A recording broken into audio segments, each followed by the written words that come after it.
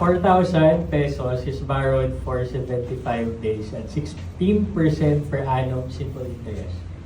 How much will be due at the end of 75 days?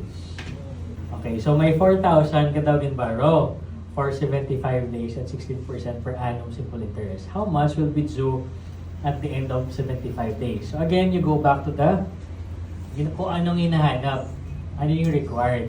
So how much will be due? You're looking for the future worth. So ano formula sa future worth?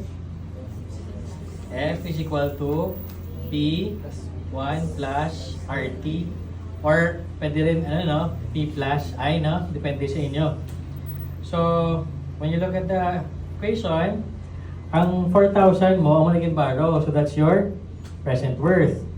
Tapos 1 plus RT. Ang R mo is the 16% per annum.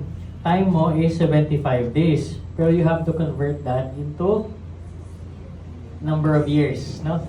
Into a year na unit. Okay, so diretso natin.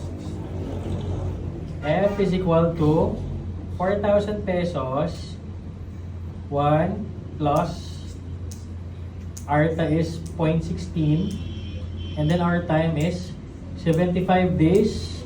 Convert natin into 1 year. 360 or 365? Ay, very good, 360. Okay, the main reason why we use 360 days instead of 365 or 366 days is that because the problem is an ordinary simple interest. It's not an exact simple interest because basing on the problem, it doesn't use an exact date. Right? Yan.